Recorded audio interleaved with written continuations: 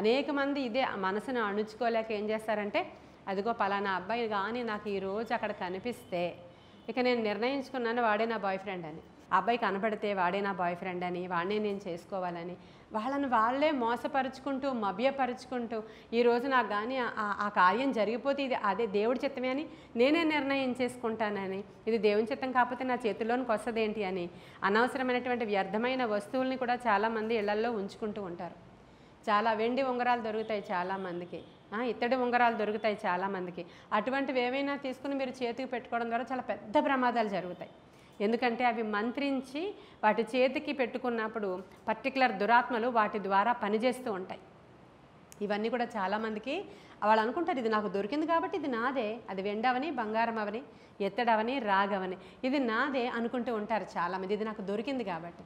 కానీ కాదండి, ఇలాంటి ద్వారా కూడా దురాత్మలు వాళ్ళ జీవితాల్లోనికి ఎంటర్ అవుతాయని చాలామందికి తెలియదు.